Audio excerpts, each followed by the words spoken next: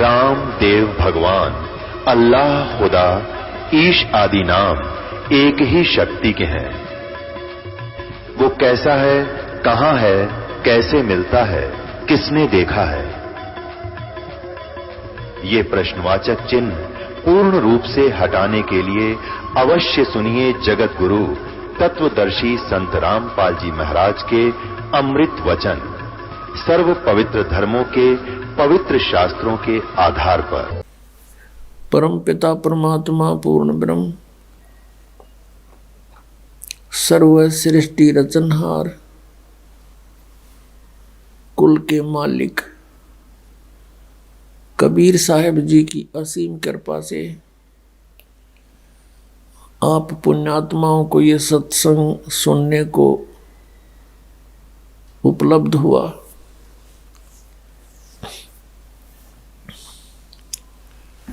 मानुष जन्म दुर्लभ है, ये मिले न बारंबार।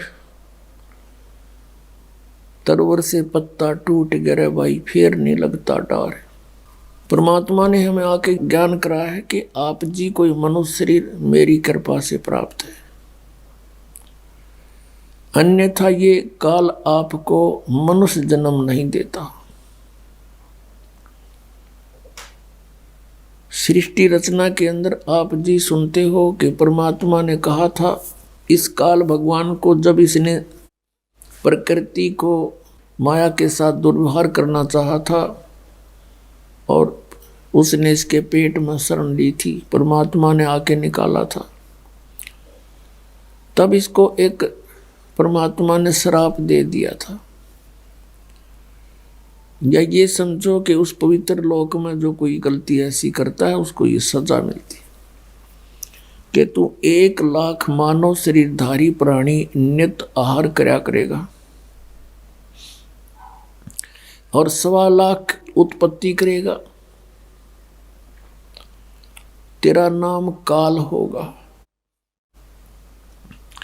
अब कई पुण्यात्मा ऐसा कहते हैं कि ये अगर परमात्मा ऐसा इसको वर ना देते, मानव शरीर के सूक्ष्म शरीर से गंध खाने का, तो ये हमें नहीं खाता। पुण्यात्माओं, ये तो हमारी जीव संज्ञा की सोच है। यदि परमात्मा इसको ये श्राप ना देता तो ये हमें मनुष्य शरीर भी नहीं देता, और मनुष्य शरीर के अंदर हम परमात्मा पा सकते हैं।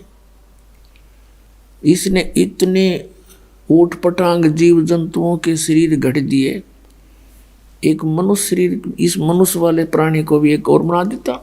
तो ये परमात्मा कबीर साहब की असीम कृपा है। हमने जो गलती की थी उसका ये दंड वैसे तो बहुत कम है, लेकिन फिर भी दयालु है परमात्मा। उन्होंने ये ऑप्शन रख दिया कि मनुष्य शरीर इनको मिलेगा तब मैं इनके पास जाऊंगा, और ये कर्म अनुसार अपना सब कुछ यहाँ का विधान बना दिया। जैसा कर्म करेगा वैसा फल मिलेगा। तो ये यहाँ के प्रभु जितने हैं, श्री ब्रह्मा जी, विष्णु जी, शिव जी, दुर्गा, ब्रह्म और जितने भी यहाँ के जो अन्य देव हैं, ये केवल प्राणी को उसका किया हुआ जैसा कर्म है वैसा ही दे सकते हैं। यदि पाप कर्म है तो पाप भी भोगने पड़ेंगे, यदि पुण्य है तो पुण्य भी प्राप्त होंगे। फिर वो परमात्मा यहाँ आएगा, अपना यथार्थ विधान आपको बताएगा कि इन पापों का नाश भी हो सकता है, और वो अभी तक मंत्र किसी के पास नहीं था। जैसे खेती तो चौथे सतयुग से करते हुए आ रहे हैं किसान, अभी तक ये औषधि की खोज नहीं हुई थी कि फसल के अंदर जो खरपतवार उत्पन्न हो जाता है उसको ऐसी कोई औषधि नहीं थी जो उसको समाप्त कर दे और फसल सुरक्षित रह जा। अब उसकी खोज होगी। फसल में कितना ही खरपतवार हो, एक ऐसी मेडिसिन खोज कर दी है वैज्ञानिकों ने कि सिंचाई करते समय जल के अंदर उसको डाल दिया जाता है वो सभी फसल के अंदर से पानी वाटर के साथ चली जाती है और गेहूं का कोई फसल को हानि नहीं करती, खरपतवार का नाश कर देती है, जिससे वो फसल अच्छी तरह फल फूल जाती है।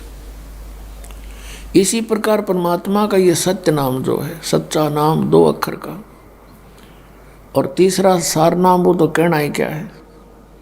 ये वो औषधि है जो हमारे पापों का नाश कर देती है, पुण्य सुरक्षित रह जाती है। जब ही सतनाम हृदय धरो भयो पाप को नाश, और जैसे चिंगारी अग्नि की भाई पड़े पुराने घास। परमात्मा ने बताया कि आपके सभी पाप ऐसे नाश हो जाएंगे जिस प्रकार ढेर सारे सूखा घास पड़ा हो, चाहे हजारों क्विंटल पड़ा हो, उसमें एक माचिस की सीख जला कर लगा दे, सभी जलकर सवा हो जाते हैं। और चलती है तेज हवा आंधी, उस राख को भी कहीं की कहीं पटक देती है, तो फील्ड क्लियर हो गया। इसी प्रकार परमात्मा कहते हैं, जैसे सूरज के आगे बदरा, ऐसे कर्म छयारे, और प्रेम की पवन करे चित मंजन, फिर झलके तेज नयारे। जैसे सूर्य के सामने बादल आ जाते हैं, सूर्य उगा हुआ होते हुए भी हमें दिखाई नहीं देता। जब चलती है तेज हवा, बादलों को इधर का उधर फेंक देती है, तो हमें सूर्य साफ दिखाई देता है। इसी प्रकार अभी तक जिन्होंने परमात्मा को देखा नहीं, जाना नहीं, उन्होंने परमात्मा के विषय में अटकलबाजियां की कि वो प्रकाश ही प्रकाश है, वहाँ कुछ है नहीं। तो यहाँ परमात्मा कहते उनके सामने बादल छाए थे पाप कर्मों के। कर्मों के छाया ऐसे थी जैसे बादल आगे अड़गे हों, और उनके पास वो मंत्र था नहीं जिससे पाप नाश हो जा और जिससे वो परमात्मा को देख सके और यथार्थ सतीथि बता सके। जिन महापुरुषों को परमात्मा आए स्वयं आकर के मिले और उनको वो मंत्र दिया सतनाम 2 अक्षर का, उन्होंने वो साधना की और आंखों देखा अपनी दिव्य दृष्टि से परमात्मा को सचखंड के अंदर, और साथ जाकर भी देख कर आए, फिर वापस छोड़े, फिर उनकी दिव्य दृष्टि काम करने लगी, सतनाम से उनके पाप नाश हो गए। तो यहाँ बैठे भी वो सब चित्रण बताया करते थे परमात्मा का, और जिनको भगवान मिले नहीं उन्होंने परमात्मा को निराकार बताया है। अब ये समागम जो चल रहा है पुण्यात्माओं, ये बहुत ही महत्वपूर्ण दिन है हमारे लिए, पूरे मानव समाज के लिए, सभी प्राणियों के लिए। फाल्गुन महीने की द्वादशी यानी फाल्गुन सुदी द्वादशी, चांदनी द्वादश, और सन 1727 और संवत 1784 को दिन के 10 बजे परमात्मा जिंदा महात्मा रूप बना के अपने सतलोक से, उस धूलोक से चलकर आया। गांव छुडानी के जंगल में, जहाँ पर आदरणीय गरीबदास साहिब जी गौवे चरा रहे थे, 10 वर्ष के बालक थे, उनके साथ में गांव के और भी बड़ी उम्र के ग्वाले भी थे। 150-200 गौवे वो रखा करते थे। बहुत बड़ा क्षेत्र था, बहुत ज़्यादा जमीन थी गरीबदास जी के, लगभग 1400 एकड़ जमीन थी। उसमें बिजाई बहुत कम होती थी, वर्षा ही एक खेती का साधन था, या कोई रहट कुएं वगैरह होते थे, नहरें नहीं थी, जिस कारण से अधिकतर चरागा और पशुधन ही पाला करते थे। परमात्मा वहां आए और गरीबदास साहिब जी तथा अन्य भक्त, अन्य वो पाली वहाँ पर एक जांडी के पेड़ के नीचे रोटी खावे थे, भोजन खा रही थी। परमात्मा जिंदा महात्मा के रूप में वहाँ प्रकट हुआ और थोड़ी सी दूर से आते हुए नजर आए। कबलाना गांव से छुडानी गांव का रास्ता उसी जांडी के पेड़ के साथ से गुजरता था। तो उन्होंने सोचा पाड़ियों ने कि ये कोई रास्ता चलता फकीर आ गया है। उनसे कहा महाराज भोजन पाओ। परमेश्वर ने कहा भोजन मैं पाके आया हूँ भाई अपने गांव तक। पालियों ने पूछा कौन सा गांव आपका? कि मेरा गांव सतलोक है।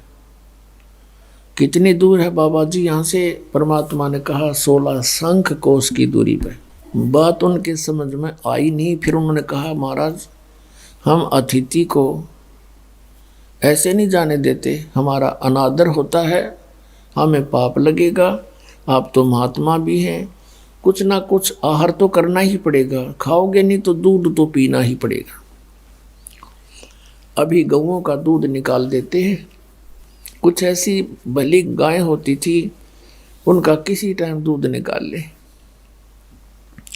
परमेश्वर ने कहा भी मैं कुंवारी गाय का दूध पीता हूँ, पिला दो। तो वो पाली कहने लगे बाबा जी तेरी नीयत ठीक को नहीं, मजाक करते हो आप भी हमारा कोई स्वीकार करना नहीं चाहते हमारी भेंट। तब गरीबदास जी खड़े हुए और कहा महाराज जी देखो कुंवारी ये बच्चिया है, इसके बच्चा नहीं हुआ है, दूध कहाँ से देगी? परमात्मा ने कहा तुम्हारे पास कोई ऐसा पात्र हो 5-4 किलो का, वो ला। तो वह एक लस्सी ले जा करते, छोटा मटका था मिट्टी का, वो खाना खुना खा के उन्हें मांझ धोकर दर रखा था। कहा महाराज जी ये रहा। परमात्मा ने कहा इसके नीचे रखो, थनों के सतन के नीचे। गरीबदास 10 वर्ष के बालक लेकर बैठ गए और कहा देखो जी दूध कैसे आवेगा। परमात्मा ने कमर पर थपकी मारी उस गऊ के और कहा बेटा ऐसे आएगा। उसी समय लंबे लंबे सतन हो गए और दूध का पात्र भर दिया, धार चल पड़ी। तो आधा परमात्मा ने पिया, शेष उन पालियों से कहा ले भाई तुम भी पी लो ग्वालो, ये अमृत है, ये सचखंड सतलोक से आया है। वो पाली तो कहने लगे हम नहीं पियो, पाप का दूध है, कुंवारी गाय का है, जंतर मंत्र से किया है, और तेरा पता ना तू किस जाति का है। गरीबदास जी कहने लगे लाओ महाराज मुझे दे दो। आधा शेष उन्होंने पी लिया। फिर परमात्मा ने उनको अपने ज्ञान से परिचित कराया। गरीबदास जी की प्रबल इच्छा हुई उस सतलोक को देखने के लिए, जहाँ जाने के बाद जीव कभी मृत्यु नहीं होती, वहाँ वृद्धावस्था नहीं होती, सदा युवा शरीर रहता है। वहाँ कोई कम नहीं, कोई दुख नहीं, सदा बाहर वृक्ष हैं, दूधों की नदियाँ बहती हैं, अमृत फल हैं वहाँ के। बच्चे को बहुत लगन होती है। परमात्मा उसकी आत्मा को लेकर, गरीबदास जी की आत्मा को कबीर साहब सचखंड गए और वहाँ अपनी सारी स्थिति से परिचित कराया। उधर से बच्चे को मृत जान करके कुछ देर के बाद देखा पालियों ने कि ये तो बोल नहीं रहा, हिला डुला कर देख मृत पाया। गांव में भागे आए, गांव के लोग वहाँ गए, फिर आसपास के रिश्तेदार इकट्ठे किए। शाम तक तो देर तक हो गई थी, शाम के 7-8 बज गए थे। चिता पर रखकर सहा उसको अंतिम संस्कार करने की तैयारी कर दी थी। इस दौरान 8-10 घंटे परमात्मा के साथ रही प्यारी आत्मा। ऊपर के सब लोगों को देखा, भगवान कैसा है, कौन है। श्री ब्रह्मा विष्णु महेश जी की स्थिति देखी, काल को देखा, उस नरक को देखा और सतलोक को देखा। फिर वापस आए। परमात्मा ने आत्मा को तुरंत भेज दिया कि कहीं शरीर का नाश ना कर दे, करने की तैयारी ही थी। चिता के ऊपर ही आत्मा सचेत हो गई, शरीर में कंपन हुई। गरीबदास जी जिंदा होकर उठ गए। उठ करके परमात्मा की ये अमर वाणी बोलने लगे। एक बार गरीबदास साहिब जी से कहा कि भगवान, जैसे ये एक फाग का दिन, होली का दिन आता है, तो अन्य व्यक्ति कहते हैं कि आओ जी होली खेलते हैं। तो गरीबदास जी कहने लगे, भाई अब इस होली में हमारा दिल नहीं लगा है, हम तो राम नाम की होली खेला करते हैं, इस होली को अब हमारी रुचि नहीं रही। जैसे नानक साहिब जी से कहा था, क्योंकि आदरणीय नानक साहिब जी को भी परमात्मा बेई नदी पर मिले थे एक जिंदा महात्मा के रूप में, और वहां से उनको अंतर्ध्यान किया था और 3 दिन तक नानक साहिब जी को बेई नदी में डूबा मान लिया था। और फिर उनको भी इस लोक की सचिति से और सतलोक की महिमा से और सतपुरुष की महिमा से परिचित करा के, अपने आप से परिचित करा के उनको फिर वापस भेज दिया था। तो फिर उनको भी ये लोक ऊट पटांग सा नजर आने लगा। तो नानक साहिब जी भी मायूस रहते थे। जैसे आप पढ़ते हो कि उनकी पहली उदासी माने बिल्कुल संसार से विमुख हो गए, नौकरी त्याग दी। लेकिन आदेश परमात्मा का था कि बच्चा तुम यहाँ प्रचार करो, मेरा गुणगान करो। परमात्मा चारों युग में आए हैं और कहा कि चारों युग में मेरे संत पुकारे और कूक कहा हम हेल रे, या हीरे माणिक मोती बरसे यो जग चुगता ढेल रे। परमात्मा ने कहा कबीर साहब ने कि चारों युगों में मेरे संतों ने मुझसे परिचित होकर के महिमा गुणगान किया मेरा, जनता को सच्चाई से परिचित करा, लेकिन कोई नहीं माना। हीरे माणिक मोती बरसे ये जग चुगता ढेल रे। सत्य भक्ति सतनाम सच्चे मंत्रों रूपी हम, सत साधना शास्त्र अनुकूल साधना रूपी, तत्व ज्ञान रूपी हम मोती बरसाते हैं, हीरे मोती बरसा रहे हैं। और ये अज्ञानता के कारण शास्त्र विधि त्याग कर मनमानी पूजा करके ये सारा मानव समाज डले इकट्ठे कर रहा, कंकर पत्थर। गीता जी अध्याय नंबर 16 के श्लोक नंबर 23 में कहा कि शास्त्र विधि को त्याग कर जो मनमाना आचरण करते हैं उनको न तो सुख होता है, न कोई सिद्धि प्राप्त होती है, और न ही उनकी गति होती है, यूजलेस। 24वें श्लोक में कहा कि इससे तेरे लिए अर्जुन कर्तव्य और अकर्तव्य की व्यवस्था में कौन सी साधना करनी चाहिए, कौन सी त्याग देनी चाहिए, इसका निर्णय सदग्रंथ ही करेंगे। उसके अतिरिक्त किसी की लोक वेद की आड़ मत लेना, किसी की लोक वेद पर आश्रित ना होकर के अपना जीवन व्यर्थ ना करना। तो नानक साहिब जी मायूस रहते थे। भक्त पूछने लगे कि महाराज आप कभी सुखी नजर नहीं आते। तब नानक साहब ने कहा कि भाई ना जाने काल की कर डारे, किस विध ढल जा पासावे, और जिनाते सरते मौत खुड़क दी उनानो केड़ा हासावे। इस गंदे लोक में क्या की खुशी मनावे। पुण्यात्माओं, हम बहुत सी घटनाओं को देखते हैं पर हम अनदेखा कर देते हैं क्योंकि हमें इसके विकल्प का पता नहीं। जैसे एक दिन वैसे तो बहुत सी घटनाएं घटती हैं। किसी का विवाह था और समाचार पत्र में दिखा रखा था। पहले दिन तो सारा परिवार नाच रहा, कूद रहा, डीजे बजावे, छोरे का ब्याह है। अगले दिन बारात जा रही थी।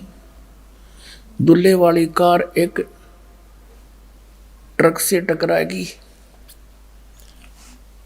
और उसमें वो दूल्हा भी मर गया, 4-5 और उसी घर के सदस्य और बटे हुए बहनों के वह भी मर गए। अगले दिन वो हाहाकार मच रही थी, टक्कर मार मार रो रहे थे, चूड़ियां फोड़ रही थी, बाल पाड़ रहे थे। तो यहाँ किस चीज की खुशी बनावे हो? बोला जीव आंख नहीं खुलती इसकी। तो यहाँ संतों ने कहा, नानक साहब जी कहते ना जाने काल की कर डारे, किस विध डल जा पास आवे, और जिना ते सरते मौत खुड़क दी उन्होंने केड़ा हास आवे। तब नानक साहब जी से पूछा कि हे महात्मा जी, क्या आप कभी प्रसन्न नहीं होते? क्या आपका कभी खुशी महसूस नहीं होती? अब नानक साहब जी सब सत्संग किया करते थे, बहुत ही कम श्रद्धालु उनके इस तत्व ज्ञान को मानने वाले थे, बहुत ही कम स्वीकार करते थे, समाज में विरोध बहुत बढ़ गया था। तो तब कहा करते, साध मिले साढ़े शादी होंदी और विछड़ जा दिलगिरी वे, अख दे नानक सुनो जहाना मुश्किल हाल फकीरी वे। नु कहा करते श्री नानक देव जी कि जब मेरे ये साध भक्त सत्संग श्रवण करने के लिए एज इट इज आ जाते हैं, मुझे बड़ी खुशी होती है। उस दिन हमारा शादी होती है,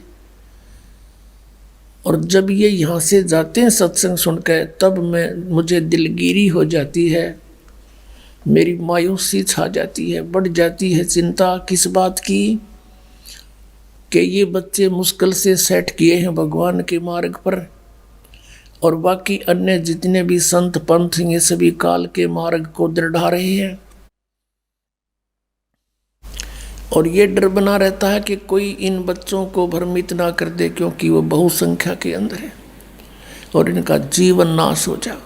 और जब ये जोंके त्यों वापस आ जाते हैं, इनमें कोई हानि नहीं दिखती। ये मेरी एक खेती है, परमात्मा ने मेरी ड्यूटी लाई है, उसके ज्ञान को दृढ़ करूं। तो कहते हैं ये जोंके त्यों आ जाते हैं, तो मेरी खुशी का कोई ठिकाना नहीं होता। साध मिले साढ़े शादी होंदी, विछड़ जा दिलगिरी वे, अख दे नानक सुनो जाना मुश्किल हाल फकीरी वे। फकीरी माने भक्ति के मुश्किल है या भक्ति, क्योंकि काल ने इतने अड़ंगे अड़ा रखे हैं, सबको भ्रमित कर रखा है, शास्त्र विरुद्ध साधना पर दृढ़ कर रखा है, और इनके आने से वापस आने से हमारी खुशी होती है। अब गरीबदास साहिब जी भी यही कह रहे थे कि भैया नकली होली यहाँ की हम नहीं खेल सकते, हम तो राम नाम की होली खेला करें। और पुण्यात्माओं, यहाँ 2 तारीख से और कल 8 तारीख तक जो समागम चल रहा है, हमारी होली ये है। 2 तारीख से होली शुरू होगी थी। रोज देसी घी का कड़ा हलवा आपके बच्चों को प्राप्त, बढ़िया आहार और अमृत वर्षा वो तत्व ज्ञान की, ये है राम नाम की होली। आत्मा भीगेगी राम के रंग में।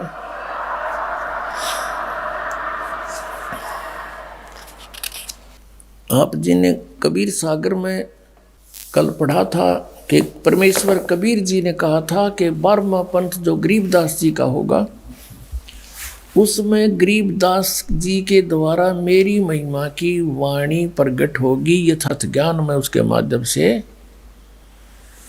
प्रकट करूंगा। गीता जी अध्याय नंबर 4 के श्लोक नंबर 32 में कहा है कि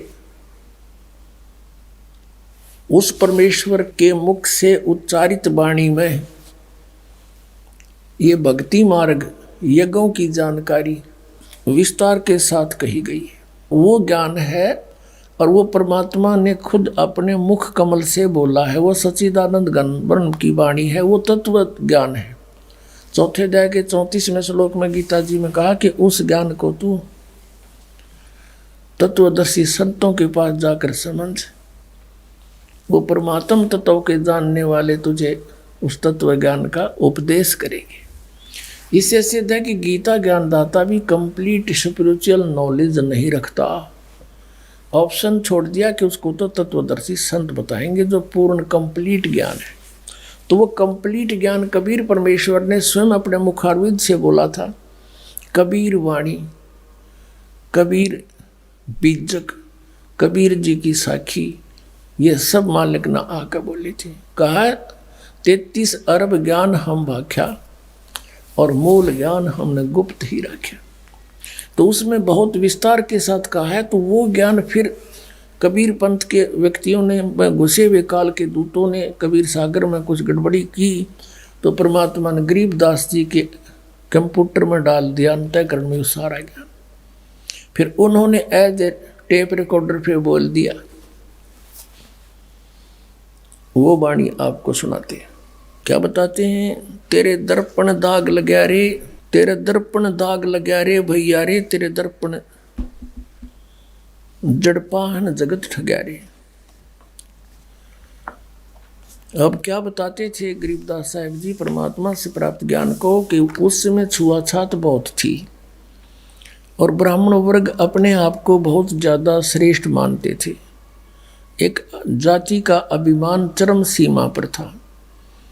उस समय उनको समझाने के लिए चेष्टा की थी कि भाई परमात्मा के घर में हिंदू ब्राह्मण शूद्र ये नहीं है, ये तो कर्माधार से मानव ने अपने डिवाइड किए थे काम। अब तुम एक दूसरे से इतने दूर हो गए, तुम एक पिता की जीव हो, माँ के पेट में भी तुम एक ही स्थिति में थे।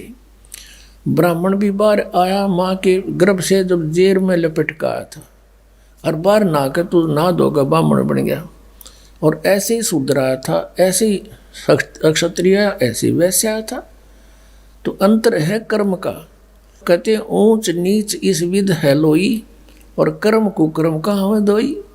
बुंडे कर्म करनिया, दुष्ट कर्म करनिया, चाहे ब्राह्मण है, चाहे अक्षत्रिय शूद्र है, वैश्य है, वो तो नालायक आदमी है, दुष्ट है। और अच्छे काम करनिया किसी भी जाति में है, वो नेक आत्मा है। ऊंच नीच इस विध है लोई, और कर्म कुकर्म कहाँ दोई। तो यहाँ क्या बताते हैं? तेरे दर्पण दाग लग्या रे भैया रे, जड़पाहन जगत ठग्या रे। इन पंडितों को जो ब्राह्मण गुरु पद पर विराजमान थे, उनको कहा परमात्मा ने, संतों ने। आम जाति से कोई लिंक नहीं था इसका।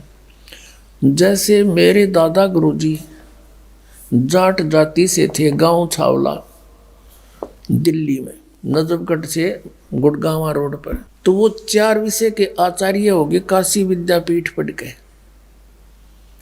और पंडित चिदानंद कहलाए। पंडित चिदानंद खरखोदा के पास एक छोटा सा गांव है गोपालपुर, वहाँ आज भी आश्रम विद्यमान है। उस पर लिखा है पंडित चिदानंद आश्रम गोपालपुर। और मेरे गुरुदेव थे, वो ब्राह्मण जाति से थे। गांव पैतावास बड़ा, जिला भिवानी दादरी के पास। और वो अपने आप को पंडित नहीं कहते थे, वो तो संत कहते थे। तो हमने एक परंपरागत जाति मान ली। तो जाति से यहाँ लिंक नहीं है, यहाँ केवल जो गुरु पद पर विराजमान है, जो अपने आप को वेदों और गीता के मार्गदर्शक मानते हैं और शास्त्र विरुद्ध ज्ञान देकर जनता को भ्रमित कर रहे हैं, उनके विषय में कहा है कि तुम सच्चाई से दूर होकर अन्य नियम बनाकर बैठ गए, ऊंच नीच में उलझ गए। जय तू ब्राह्मण और ब्राह्मणी जाया, तो आन बाट क्यों नहीं आया? अगर तू ब्राह्मण है और तेरी माँ भी ब्राह्मणी है, और सब तुम औरों को नीच समझते हो, तो तू माँ के जैसे और उत्पन्न हुए उसी तरह तू उत्पन्न हुआ है। तो कितने और का आता खोए खाए में गले कड़के जो मानते तू ब्राह्मण था, यानी तेरे रास्ते सारे न्यारे हैं। तो क्या बताते हैं? ते गाला कंद जनेऊ, तू भूला बाट बटेऊ। तेरा दर्पण दाग लग्या रे भैया रे, जड़पाहन जगत ठग्या रे। ते घाल्या कंद जनेऊ, तू भूला बाट बटेऊ।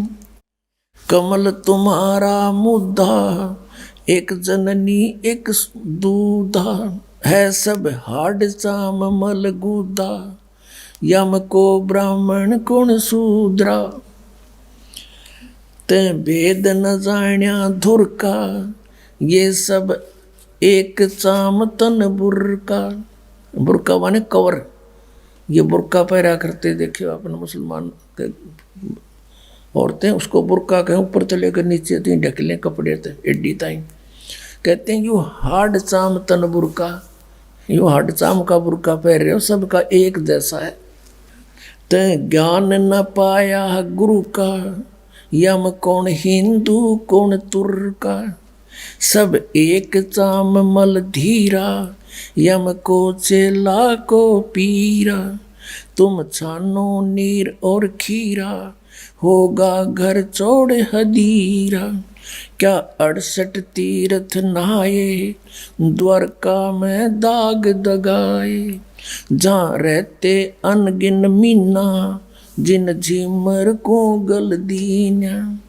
बहुविध भिन्न आचारी, यो झूठा खेल जुआरी।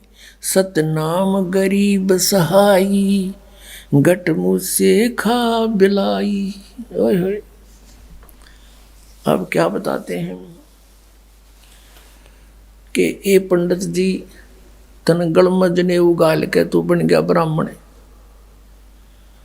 तू तो रास्ता भूल गया। तो भूल्या बाट बटेऊ, बटेऊ होता है राह चलता, यानी जो बाट चल रहा है, यानी भक्ति मार्ग को तू भूल गया, दूसरी दिशा पकड़ गया। शास्त्र विधि त्याग के मनमाना आचरण कर रहा है, जिस कारण से तेरी विधि भक्ति की खराब होगी, तेरा जीवन व्यर्थ हो रहा है। क्या बताते हैं कि तूने ये कमल तुम्हारा मुद्दा, एक जननी एक दूधा, यानी सभी जीव मनुष्य जितने हैं एक ही उनकी माँ, ऐसी ही माता है, ऐसे ही पिता है और ऐसा ही दूध सब पी रहे हैं। फिर क्या बताया है कि यो कमल तुम्हारा मुद्दा, तेरे दर्पण दाग लगा रे, तेरे अंतःकरण में मैल लाग गया, तुझे तत्व ज्ञान नहीं, जिस कारण से भ्रमित होकर के तू मानव के अंदर भी अंतर मान रहे हो, और उस अंतर को भी नहीं मानना आता तुमने, तुम केवल जाति और मजहब से ही डिफरेंशिएट करते हो। यहाँ बताते हैं, ये कहते हैं कमल तुम्हारा मुद्दा, हमारे शरीर में कमल बने हैं, मूल कमल, फिर स्वाद कमल, नाभि कमल, हृदय कमल और ये कंठ कमल, फिर तिरकुटी कमल, सहस्रार कमल। इनमें क्या बताया है कि तुम्हारी साधना ठीक ना होने से तुम्हारे कमल जितने हैं वो मुरझाए पड़े हैं, मुद्दे हो रहे हैं, उल्टे हो रहे हैं। न्यू अपनात्मा हमारे कमल जो है सबके, जब तक यह सत भक्ति सतनाम और ये मंत्र आपको देते हैं, प्रथम मंत्र नहीं मिलता, तब तक सबके कमल सुकड़ी पड़ी अंतड़ियाँ, अंदर छोटी छोटी सी अंतड़ी होती, छोटी छोटी पत्ती सी, जैसे कमल के फूल की पत्ती होती है, इस प्रकार की छोटी छोटी पत्ती सी होती है आत्ता की, और वो बगैर भक्ति के ऐसे सुकड़ जाती हैं इकट्ठा, जैसे फूल खिलता नहीं तो बंद होती है, डोडी टाइप सी। और जब ये सत भक्ति स्टार्ट होती है, प्रथम मंत्र आपको देते हैं, तो आपके कमलों में जैसे हवा भरा कर ब्लेडर में न्यो हवा भरती चली जाती है, और फिर वो धीरे धीरे धीरे धीरे ऐसे करके ऐसे खिल जाते हैं। परमात्मा कहते तुमने देखा कि तुम्हारे कमल तो मुद्दे पड़े हैं, क्योंकि भक्ति ठीक है नहीं, तुम ये राग द्वेष इकट्ठे करोगे और तुम्हारे अंदर भरा के हैं, मुसलमान का हम बड़े, हिंदू का हम स्वच्छ। परमात्मा कहते हैं जीव हमारी जाति है, मानव धर्म हमारा, हिंदू मुस्लिम सिख ईसाई कोई धर्म नहीं है न्यारा। तो क्या बताते हैं कि कमल तुम्हारा मुद्दा, इसलिए तुम सच्चाई को पकड़ नहीं पाते। परमात्मा ने मुसलमानों को भी समझाया है, कबीर साहब जी ने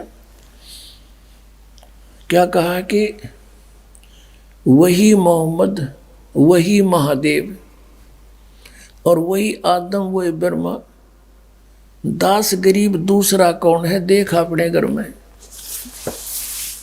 हजरत मोहम्मद जो है भगवान शंकर के लोक से आया हुआ एक पुण्यात्मा प्राणी था।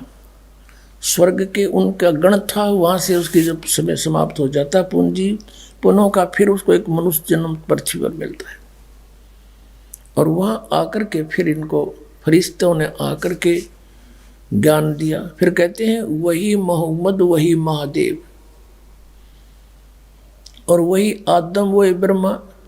और आदम जी जो आए थे वो ब्रह्मा के लोक से आए हुए पुण्य प्राणी थे।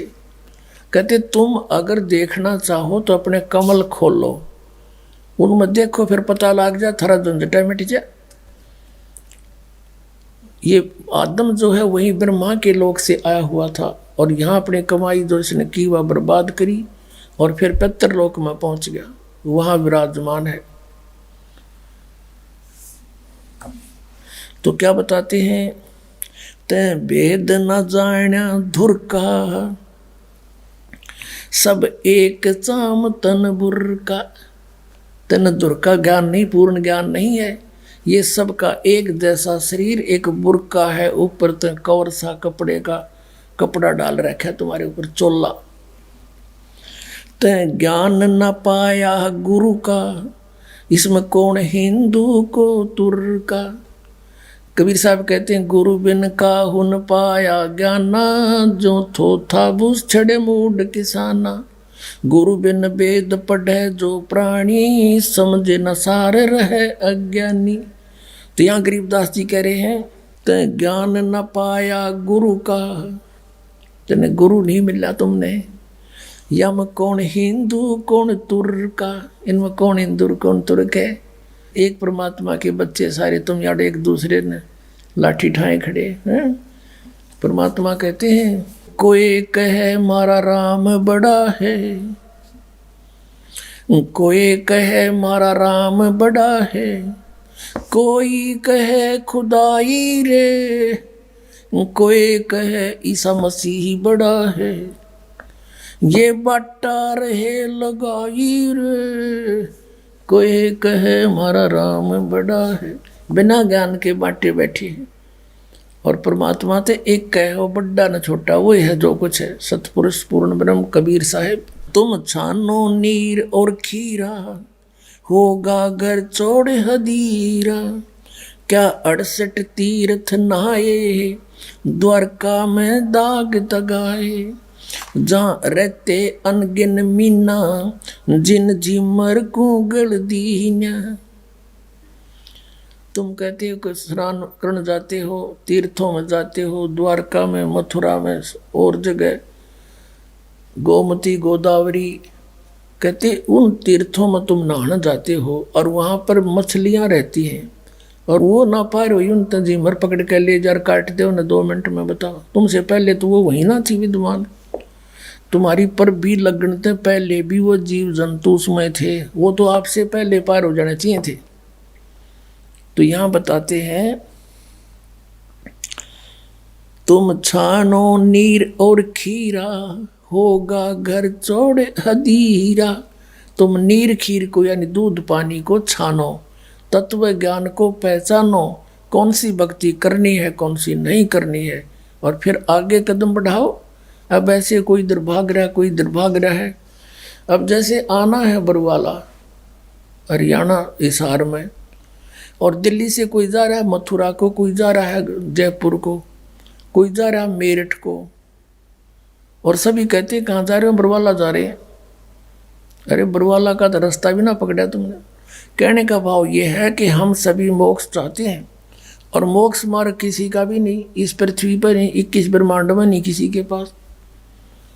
तो पुण्यात्मा ये बातें प्रथम बार कोई सुनता है तो ऐसा लगता है जैसे ये दास के बारे में कि बड़ा अभिमानी आदमी। तो अभिमानी नहीं, यो दास ज्ञानी हो गया और तत्व ज्ञान से परिचित हो गया, और जिस कारण से ढोल के डंके पर कहता कि इस पृथ्वी पर किसी के पास मोक्ष मार्ग नहीं। वो तो मेरे सामने आ जाओ और बात करो, चर्चा करो सामने।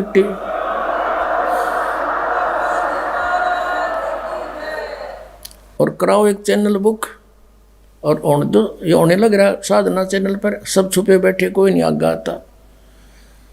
नहीं आओगे जनता तो समझदार है, पता लगेगा कि क्यों छुपे बैठे हैं। इतना कुछ कह रहा है ये दास, कोई नहीं बोलता। बहुविध भिन्न अचारी, यो झूठा खेल जुआरी, सतनाम गरीब सहाई, गट मुझसे खा बिलाई। कहते हैं एक सतनाम, गरीबदास जी कहते हैं एक सतनाम ही सच्चा सहारा है जीव का, अन्यथा ये मन इस जीव को दुखी कर रहा है, बर्बाद कर रहा है। आज हमारे रंग संत समागम है रे, कथा कीर्तन गावन जावन बहुत सुने प्रसंग, मन की कुटिलता छूटत नाही, यो मन बसे भुजंग। दिल दरिया में भंवर पड़त हैं, उठत अंत तरंगा, त्रिकुटी महल में जा बसोरे, जा बह शेष मुख गंगा। कहा कहूँ कछु कही न जाइए, मूरत अचल विहंगा, अरस पियाले सतमद वाले, कहा को गोटो भंग। कहा कहूँ कुछ कही न जाई, मूरत अचल विहंग, अरस पियाले सदमत वाले, काहे को गोटो भंग। दास गरीब मिटे सब झगड़ा, भाई करो साध सतसंग, गरीब दास मिटे सब झगड़ा, करो साध सतसंग। अब क्या बताते हैं, भेड़ पूछ को पंडित पकड़े, ये भादो नदी विहंगा, गरीब दास व भव जल डूबे, जहाँ नहीं साध सतसंग। क्या बताते हैं कि कबीर साहब कहते हैं कि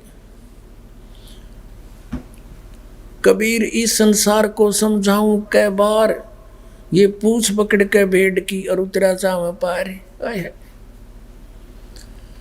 पुणात्माओं, जब आप इस तत्व ज्ञान से परिचित हो जाओगे, कलेजे में कारण पूरी चोट लगेगी आपके कि कहाँ छुपा था ये अमृत ज्ञान। हम परमात्मा ने लिखा अपनी वाणी में कि ये बुरा के स्थान पे रे ही खा रहे हैं। तत्व ज्ञान के अभाव से ये कोरी बकवास सुने, दो लोग वेद दंत कथा सुनाई जा रही है भोली आत्माओं को। अब इस एक सेंटेंस को, परमात्मा के अमर वाणी को आपके समक्ष सरलार्थ करने के लिए बहुत सारे प्रमाण उपस्थित करने पड़ेंगे। क्या बताया है कि कबीर इस संसार ने समझाऊं कै बार, ये पूछ पकड़ रे भेड़ की रुतरा चाव पारे। उसी वही वाणी जो की तू उनसे प्राप्त गरीबदास जी ने जो का तू उसी तरह भावार्थ कहा है कि भेड़ पूछ को पंडित पकड़े, ये भादो नदी विहंगा, गरीबदास व भाव जल डूबे, जहाँ नहीं साध सत्संगा। भादुए के अंदर बहुत ज़्यादा वर्षा हुआ करती है और इतनी वर्षा हो जाती है कि सभी छोटी नाली नदी बहुत भर के उमड़ के ओवरफ्लो हो के किनारों के ऊपर के भी बह के चलती है। परमात्मा कहते हैं ये संसार सागर, ये संसार से पार होना समझ लो भादुए की नदी है, और उससे पार होने के लिए किसी गुरु ने विधि बता रखी है कि भेड़ की पूंछ पकड़ ले या तुझे पार करेगी। क्वाइट इम्पॉसिबल, बिल्कुल असंभव, वो क्रियाएं आपको दे रखी है इन नकली गुरुओं ने।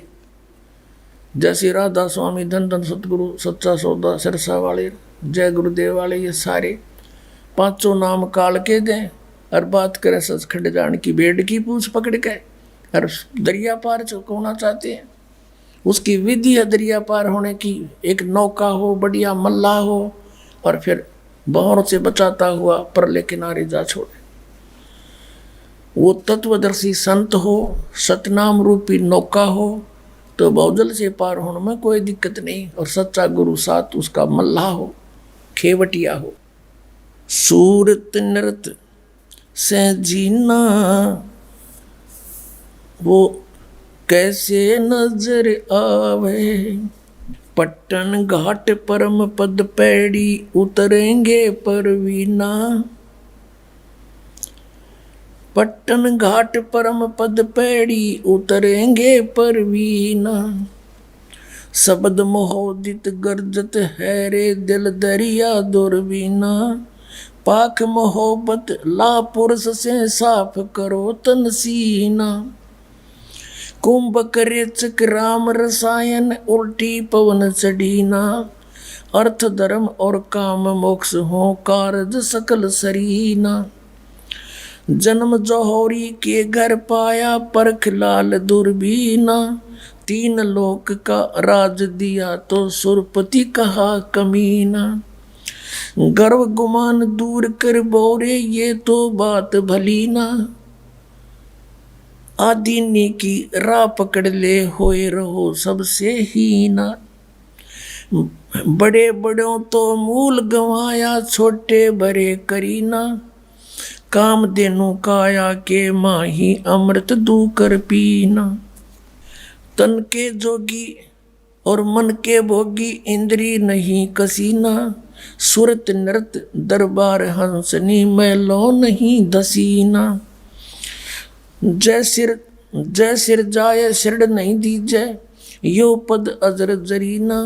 सतगुर सार वस्तु बतलावे और पारस लो घसीना।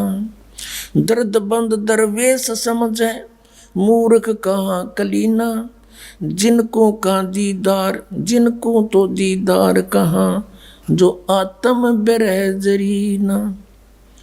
रोम रोम द्वारा देही जैसे अंग पसीना।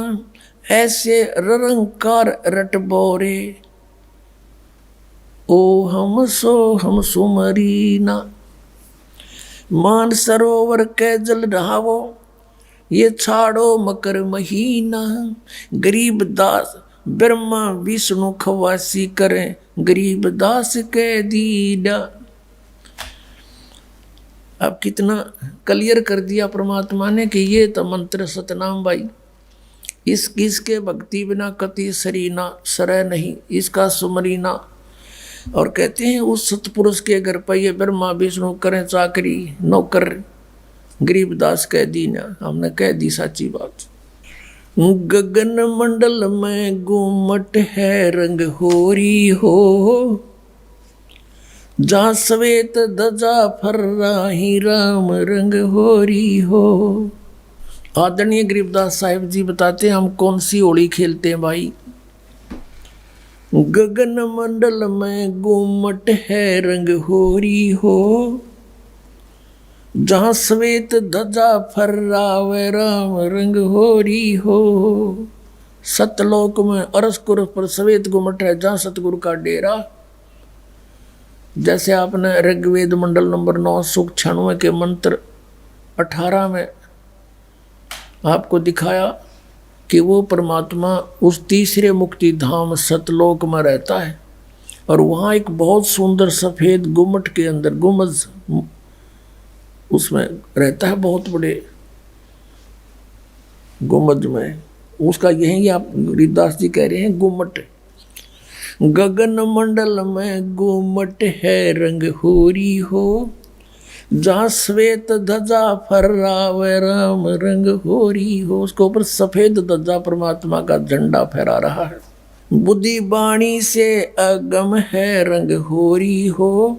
सुरत नृत जहाँ लावे राम रंग होरी हो। अब चले हैं नीचे से सभी शरीर के बताने लगे हैं। नाभि कमल ब्रह्मा भय रंग होरी हो। ये सर्जे विष्णु महेश राम रंग होरी हो। त्रिगुण माया बिस्तरी रंग होरी हो। और सकल परवेश राम रंग होरी हो। चंद सूरज पानी पवन रंग होरी हो। कच्छ मच्छकूर अम्ब राम रंग होरी हो। ओम मंत्र आदि है रंग होरी हो, ये रचे सकल आरंभ राम रंग होरी हो। तीन गुणन पर तखत है रंग होरी हो, पांच तत्व पर काश राम रंग होरी हो। सुर नर मुनि जन देवता रंग होरी हो, सावतरी और गौरी राम रंग होरी हो। लक्ष्मी विष्णु के संग है रंग होरी हो, कमलापति में भंवर राम रंग होरी हो। किन्नर भूत पिशाच है रंग होरी हो, दान्य अंत अपार राम रंग होरी हो। राक्षस का रासा कहूँ रंग होरी हो, रचे सकल परिवार राम रंग होरी हो। गण गंधर्व ज्ञानी गुणी रंग होरी हो, चतुर्मूढ़ अनंत राम रंग होरी हो। ओम नाद अगाध है रंग होरी हो, अजब नवेला कंत राम रंग होरी हो। लख 84 जाति है रंग होरी हो, ये चार खानी के जीव राम रंग होरी हो। अंड्रज जेरज उद बुदा रंग होरी हो, श्वेत खान रचि पीव राम रंग होरी हो। अब क्या बता रहे हैं गरीबदास साहिब जी कि ये सभी राम नाम की होरी यानी भगवान को पाने की ट्राई कर रहे हैं। सावित्री, ब्रह्मा, विष्णु, कृष्ण जी, शंकर भगवान और सभी देवता ये सभी मालिक को चाह रहे हैं, पर इनको रास्ता ठीक मिला नहीं।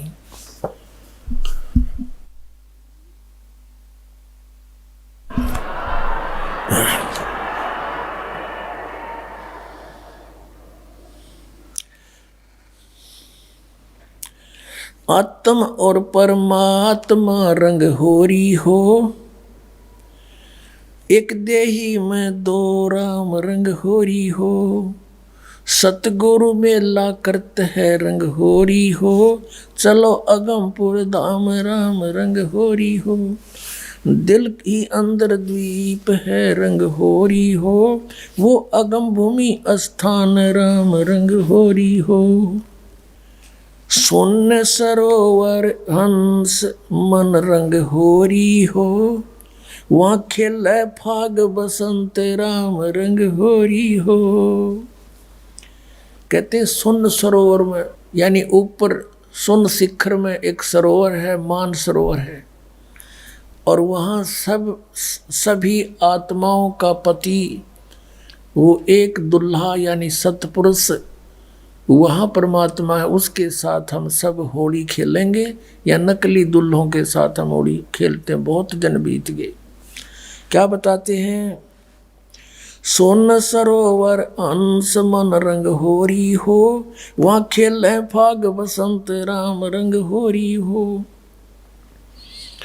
विष्णु शंकर से खेल ही रंग होरी हो, ये सुर नर मुनि जन संत राम रंग होरी हो। वो दुल्हा साहब एक है रंग होरी हो, ये दुल्हन शंख असंख राम रंग होरी हो। घाट बाट इनको पावे नहीं रंग होरी हो, वो अवगत मार्ग बंक राम रंग होरी हो। अब क्या बता रहे हैं कि सभी ये ब्रह्मा विष्णु महेश और सभी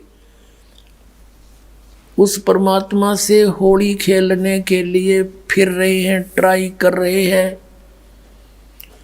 और वो दुल्हा एक है सतपुरुष जिसको सभी खोज रहे हैं, और दुल्हन शंख असंख राम रंग होरी हो, वो दुल्हा साहिब एक राम रंग होरी है। यानी उसी से खेलने बात बनेगी, उसी की प्राप्ति के लिए प्रयत्न करने से आपका जीवन सफल होगा। इसका कहने का तात्पर्य, आप किसी अन्य के साथ होली खेलते हो, जैसे एक तो इस यहाँ का जो त्योहार होली इससे मिलता जुलता एक उदाहरण दे रहे हैं कि जैसे आप जी अपने पति के साथ होली खेलती हैं या कोई और नाती से खेलते हैं, कहते हैं कोई तो ब्रह्मा जी को इष्टमान कर उसकी पूजा कर रहा है, उसके होली खेल रहा है, कोई विष्णु जी से खेल रहा है, कोई शंकर जी से खेल रहा है, कोई हनुमान जी से खेल रहा है, कोई श्याम जी है और कोई भैरव भूत बतालों से।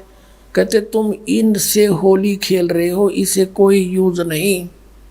वो एक है होली खेलन जोगा सतपुरुष, उससे खेलो होली। ये नकली होली इन गिला खेलते हैं बहुत दिन हो गए। ये भी नासवान, तुम भी मृत्यु को प्राप्त हो जाओगे। श्रीमद् भगवत गीता अध्याय नंबर 4 के श्लोक नंबर 5 और 9 में गीता ज्ञानदाता कहता है, अर्जुन तेरे और मेरे बहुत जन्म हो चुके, तू नहीं जानता मैं जानता हूँ।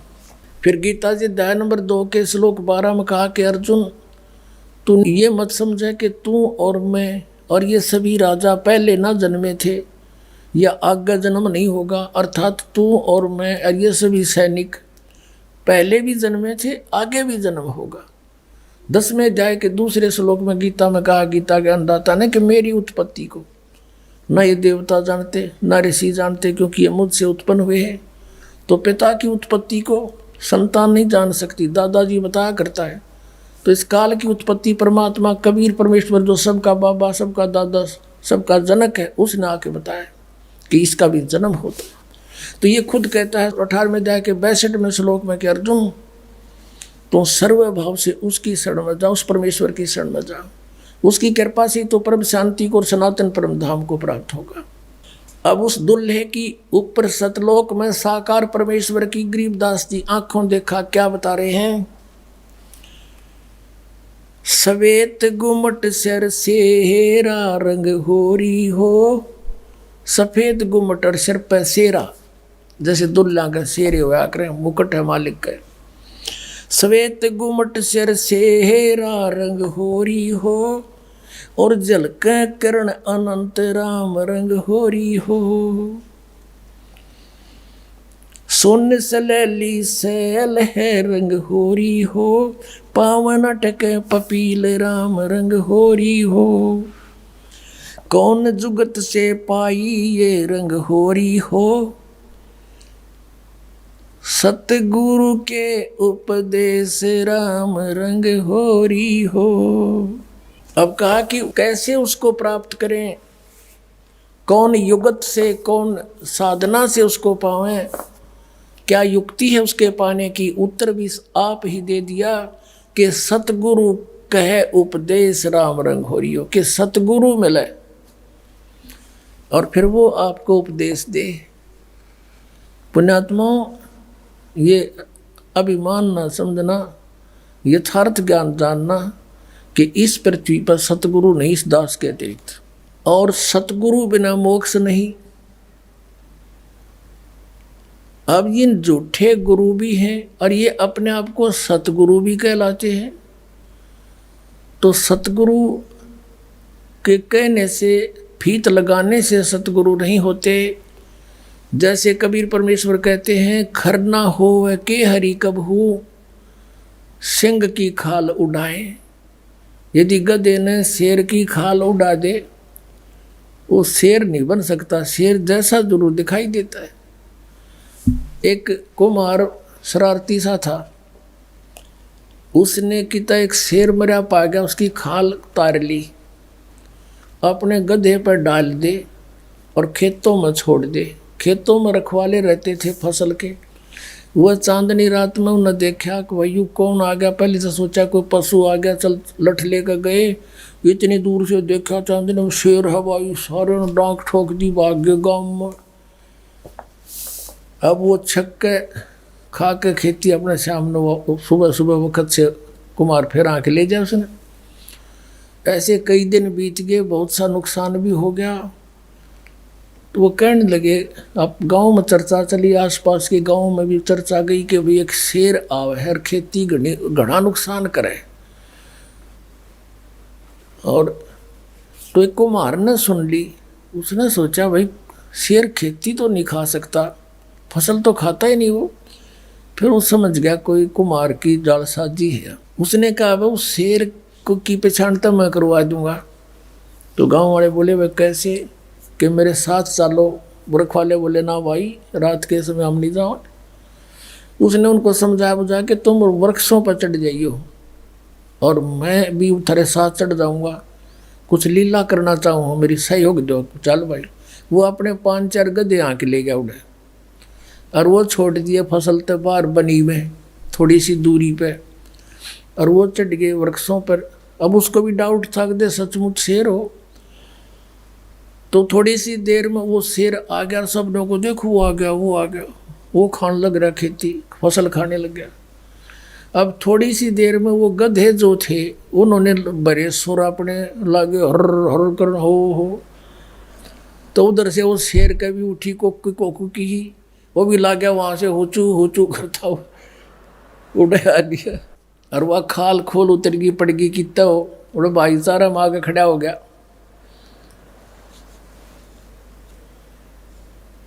तब वो उनकी मच्छी बदी कुमार ने तो पहचान दिया कति सागी गद आए है। नीचे उतर के आया नो बोला यो रहा थारा शेर भाई। फिर वो जिस कुमार का गधा था उसको फिर पंचायत ने दंड लगाया, बेतने या के सोची नालायक कितना नुकसान कर दिया, तू ले लेता थोड़ा बहुत तोड़ा इसकी खातर, भूस ले लेता हमारे से चारा।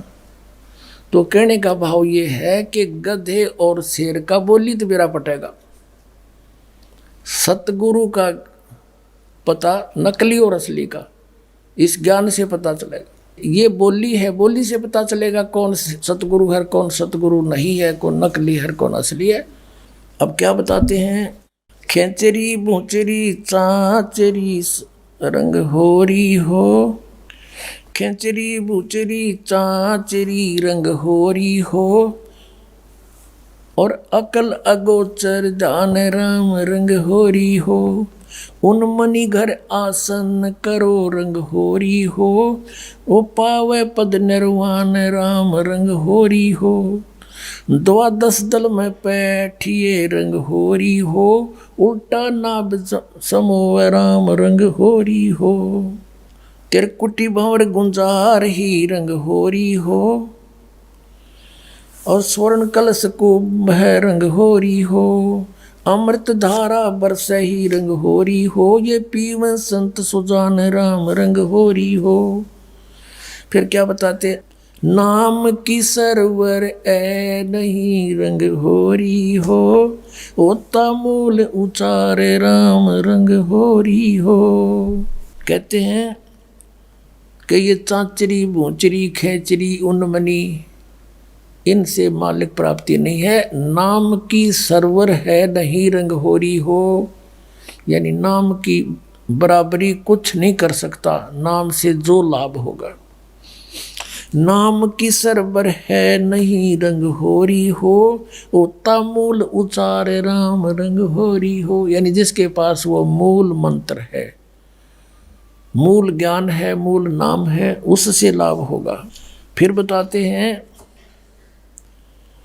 काल कर्म का नाश कर रंग होरी हो, अजप्पा जाप जपै राम रंग होरी हो। अजप्पा श्वास उश्वास से, पान अपानम भेव राम रंग होरी हो, तन मन की जपे से राम रंग होरी हो, श्वासा सुमरण कीजिए रंग होरी हो, ऐसे हो परवेश राम रंग होरी हो।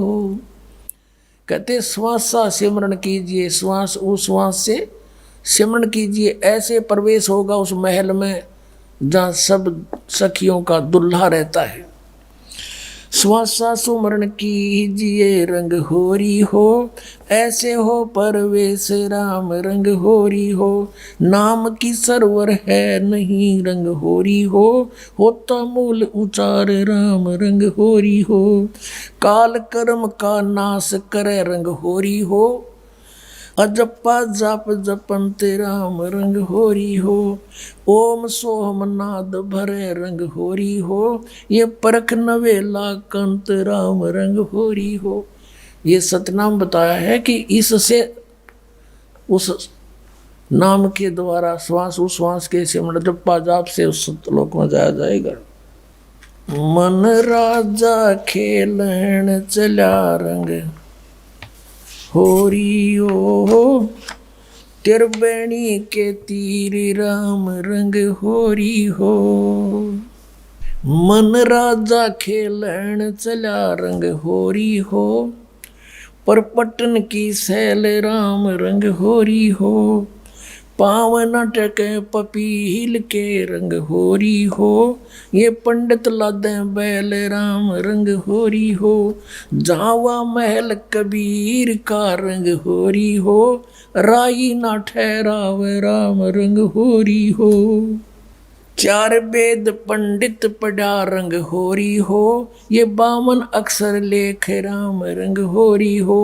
वो अक्षर याम नहीं रंग होरी हो, वो रहे सतलोक में राम राम रंग होरी हो। इसमें क्या बताया है कि इन तुम चारों वेदों में वो मंत्र नहीं है जिससे परमात्मा मिले। कबीर साहब कहते हैं वेद हमारा भेद है, मैं ना वेदन के माही, और जौन वेद से मैं मिलूँ ये वेद जानते नहीं। वो वेद कौन सा है? सूक्ष्म वेद, उसमें परमात्मा के पाने का विधान सतनाम लिखा है क्लियर। इन वेदों में वो सतनाम नहीं है। परमात्मा कहते हैं सो हम शब्द हम जग में लाए, और सार शब्द हमने फिर भी गुप्त छिपाए। कागज कलम कलेस है रंग होरी हो, वहाँ शाही का नहीं काम राम रंग होरी हो। तारंग मंत्र लीजिए रंग होरी हो, तारंग मंत्र पार करने वाला मंत्र ले ले। कौन सा? तारंग मंत्र लीजियो रंग होरी हो, यो सतनाम का नाद राम रंग होरी हो। वो सुकृत नाम उचार है रंग होरी हो, वो लीला अगम अगाध राम रंग होरी हो। सोहम ऊपर और है रंग होरी हो, सत सुकृत एक नाम राम रंग होरी हो। कहते हैं सोहम से ऊपर भी एक और नाम है जिससे मोक्ष होगा। ओम सोहम मध्य है रंग होरी हो, वो मूल मंत्र पावे राम रंग हरि हो। कहते इन मंत्रों से भी अलग वो एक और सार नाम है, मूल मंत्र है, वो नहीं मिलाते, ये भी यूजलेस है। ओम आनंदी लहर है रंग होरी हो, ये सोहम मुक्ता संद राम रंग होरी हो। अपनात्मा ये है सूक्ष्म वेद, जो इस चारों वेदों से भी जटिल ज्ञान है। हर सिंपल लैंग्वेज में ज्ञान का और लैंग्वेज का कोई मेल नहीं होता। वही ज्ञान किसी भी लैंग्वेज में हो, पर उस ज्ञान के का जानकार तत्वदर्शी संत हो, वो सब साफ कर देता है, समझ लेता है। यहाँ कहा है कि जो ओम मंत्र है, जैसे श्रीमद् भगवद गीता अध्याय नंबर 8 के श्लोक 13 में गीता ज्ञानदाता कहता है कि अर्जुन ओम इति एकाक्षरम ब्रह्म व्यवहारण मामन समन्वय पर्याति तजन देहम सयाति परमाम गतिम। मुझ ब्रह्म का केवल एक अक्षर ओम है, नथिंग एल्स। और जो इसका अंतिम सांस तक सिमरन करता हुआ शरीर छोड़कर जाता है तो परम गति को प्राप्त होता है। कौन सी परम गति? जो ओम से होने वाली परम गति है। ओम से कौन सी परम गति होगी? ब्रह्मलोक प्राप्ति होगा। ये ब्रह्म का जाप है। और ब्रह्मलोक में गए हुए प्राणी भी पुनर्वर्ती में है, जन्म मृत्यु होता है, ये पूर्ण मोक्ष नहीं होता। फिर ये कहता है कि तू सर्वभाव से 18वें अध्याय के 62वें श्लोक में कि तू सर्वभाव से उस परमेश्वर की शरण में जा, उसकी कृपा से परम शांति को, सनातन परम धाम को प्राप्त होगा। अपने विषय में कहता अर्जुन तेरे और मेरे बहुत जन्म हो चुके, तू नहीं जानता मैं जानता हूँ। चौथे अध्याय के 5वें और 9वें श्लोक में, गीता जी अध्याय नंबर 2 के 12 में, गीता अध्याय नंबर 10 के 2 में। और फिर 15वें अध्याय के 1 से 4 का निष्कर्ष है कि उल्टे लटके हुए संसार रूपी वृक्ष है ये, इसके सभी विभाग जो बता देगा वो तत्वदर्शी संत है। उसके पश्चात परमेश्वर के उस परम पद की खोज करनी चाहिए, जहाँ जाने के बाद साधक फिर लौटकर कभी संसार में नहीं आते, उनका पूर्ण मोक्ष हो जाता है। फिर बताया है गीता जी अध्याय नंबर 17 के श्लोक नंबर 23 में उस परमेश्वर के पाने का, सच्चिदानंद घन ब्रह्म के पाने का मंत्र बताया है। ओम तत्सत इति निर्देश ब्रह्मण त्रिविद समर्थ। ब्रह्म ने माने सच्चिदानंद घन ब्रह्म, सच्चिदानंद घन ब्रह्म यानी परम अक्षर ब्रह्म। 7वें अध्याय के 29वें श्लोक में गीता ज्ञानदाता कहता है कि अर्जुन, उस तत्परम से परिचित, सारे अध्यात्म ज्ञान से परिचित, सब कर्मों से परिचित प्राणी साधक केवल जरा और मरण से छूटने का ही प्रयत्न करता है। वो यहाँ की किसी वस्तु की इच्छा नहीं रखता। 8वें अध्याय के प्रथम मंत्र में गीता ज्ञान दाता से अर्जुन ने प्रश्न किया, फिर किम तत्परम पुरुषोत्तम, कि हे कृष्ण वो कौन है फिर तत्परम, बता मेरे को। 8वें अध्याय के 3 श्लोक में गीता जी में कहा कि वो परम अक्षर ब्रह्म है। गीता अध्याय नंबर 15 के श्लोक नंबर 16 और 17 में 3 पुरुष बताए, एक सरपुरुष एक अक्षर पुरुष। 15वें अध्याय के 16वें श्लोक में 2 पुरुष, सरपुरुष अक्षर पुरुष, ये दोनों नाशवान, इनके अंतर्गत जितने प्राणी वो भी नाशवान। जीवात्मा किसी की नहीं मरती, ये तो अंडरस्टूड है। फिर 15वें अध्याय के 17वें श्लोक में स्पष्ट किया है कि उत्तम पुरुष है तू अन्य, और परमात्मा थी उदारते, ये लोग तेरे में आवेश से विवर्ती अवे ईश्वर है।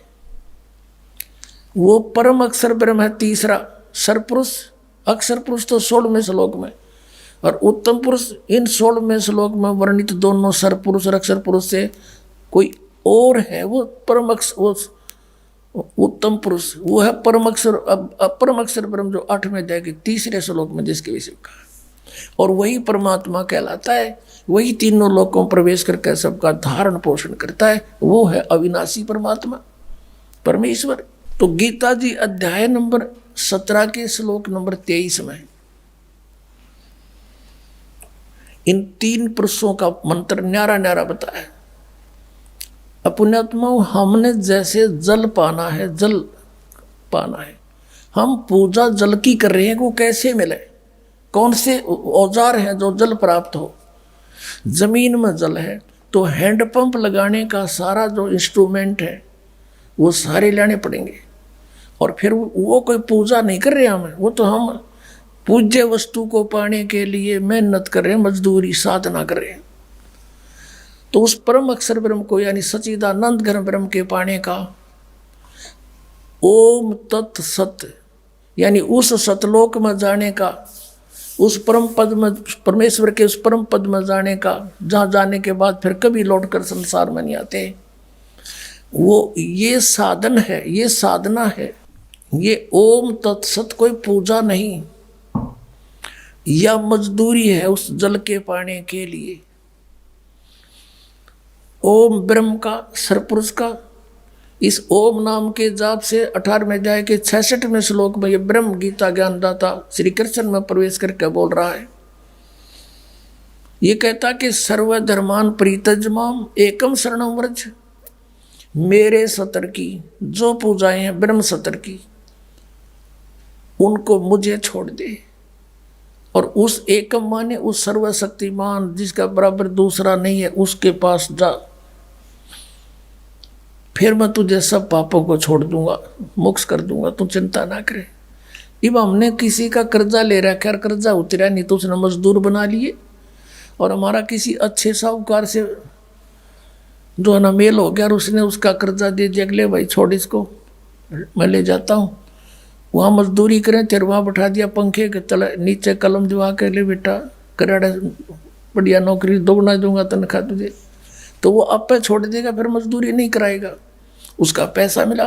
तो हम ओम नाम के जाप को, ब्रह्म के जाप को, ब्रह्मलोक में नाश कराते थे इस कमाई को, और ये 500 यज्ञ जो करते थे ये भी यही उसी ब्रह्मलोक में खा लेते थे देवता बनकर।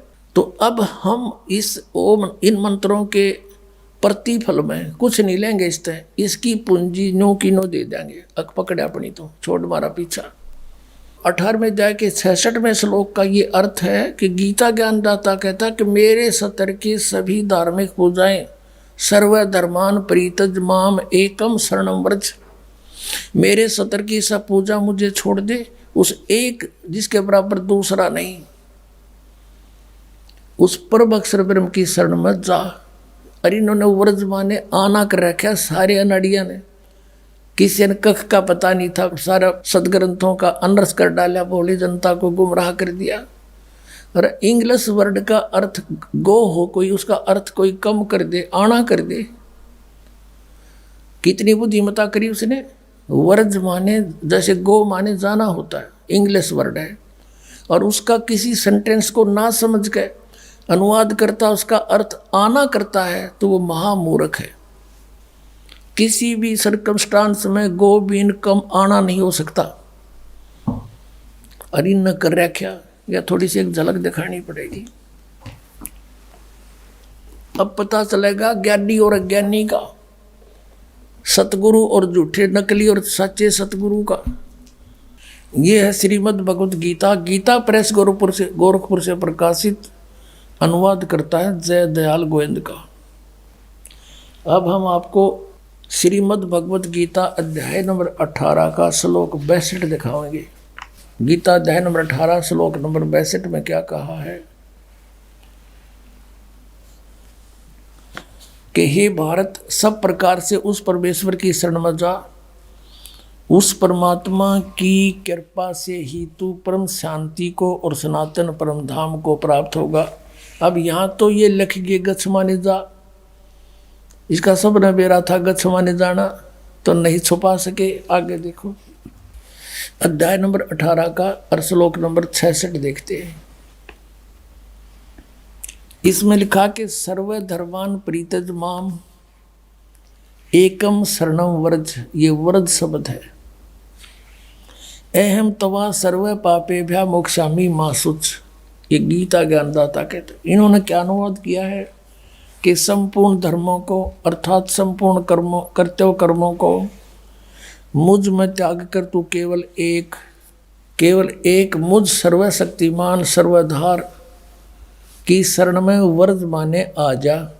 ये देखा बैठा बैठा रखे ने, मैं तुझे संपूर्ण पापों से मुक्त कर दूंगा, तू शोक मत कर। अब ये कह मेरी शरण में आ जा। गीता जी अध्याय नंबर 2 के और श्लोक नंबर 7 में अर्जुन तो पहले कहे मैं तो आपकी शरण में हूँ और मेरी बुद्धि इस काम करना छोड़गी। ये देखिएगा अध्याय नंबर 2 का और श्लोक नंबर ये 7 है, ये 7 नंबर श्लोक है। इसमें कहा है कि कायरता रूप दोष से अपहत हुआ स्वभाव वाला धर्म के विषय में मोहित चित हुआ मैं आपसे पूछता हूँ, जो साधन निश्चित कल्याणकारक हो वह मेरे लिए कहिए, क्योंकि मैं आपका शिष्य हूँ, इसलिए आपके शरण हूँ, मुझको शिक्षा दीजिए। अब ये कहे कि तू मेरी शरण में आ जा तो नहीं जची बात।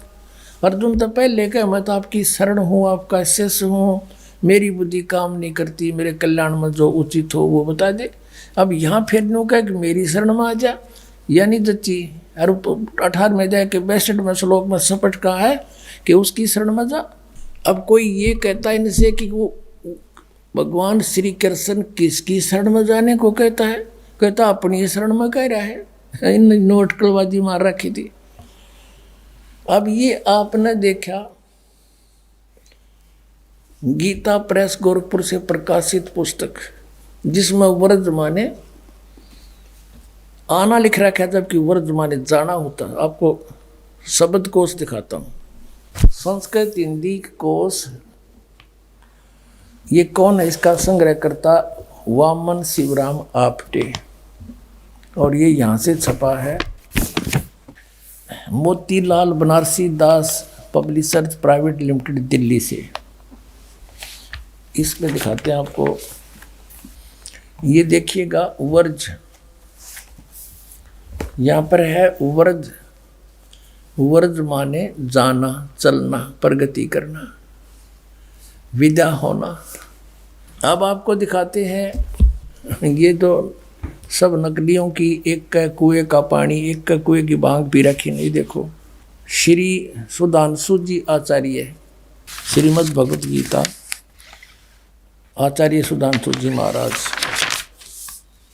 और ये प्रकाशक हैं विश्व जागृति प्रकाशन ओंकारेश्वर महादेव मंदिर जी ब्लॉक मानसरोवर गार्डन दिल्ली, यहाँ से ये इनके प्रकाशक हैं मुद्रकंज के।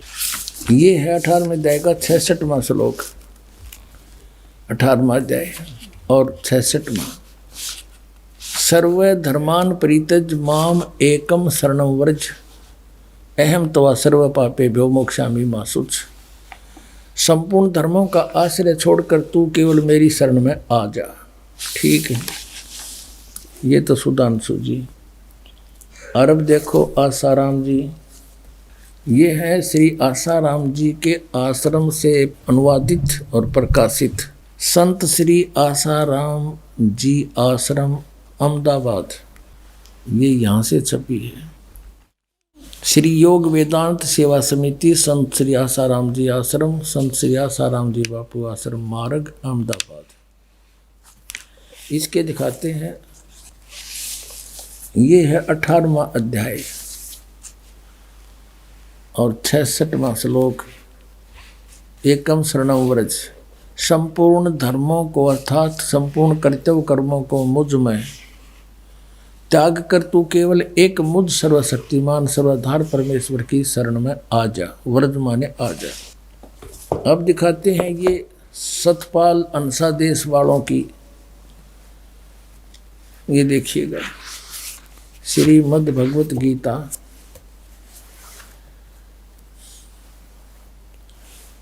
अनुवादक हैं ब्रह्मलीन महात्मा सत्यानंद, महात्मा सर्वज्ञानानंद आदि, संपादक अंसादेश, प्रकाशक मानव उत्थान सेवा समिति 2/12 पंजाबी विभाग नई दिल्ली से। ये इनके मुद्रक हैं Rajeshwari photo states private limited Delhi. और इनका देखना, इन्हें तो कति इकट्ठा काम कर रखा है, 3-3 4-4 इकट्ठे के सीट रखे। ये तो सिर्फ अपनी पुस्तकें बनाकर बेचना ही उद्देश्य रखते थे। ये देखिएगा, ये है अष्टदशो अध्याय 18वां अध्याय और यहाँ पर है सर्व धर्मान परित्यज माम एकम शरणं व्रज अहम तवा सर्व पापेभ्यो मोक्षामि मा शुच। ये 3-4 का इकट्ठा इन्होंने अनुवाद कर रखा है। ये देखना अगले पृष्ठ पे, इसमें लिखा है कि सर्व धर्मों के कर्मों को छोड़कर केवल मेरी शरण में आ जा। ठीक, अपने आत्माओं एक और कमाल दिखाऊंगा आपने, इन शर्म भी ना आई। ऊपर तो लिख रहे हैं व्रज माने जाना, मीनिंग मत सही लिख रहे हैं, और अनुवाद में फिर घुमाना। देखो देखो कमाल की बात, चौड़े में झूठ बोल रखी ने।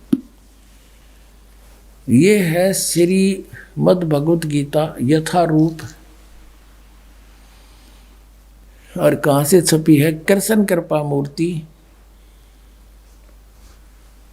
श्रीमद् एसी भक्ति वेदांत स्वामी प्रभुपाद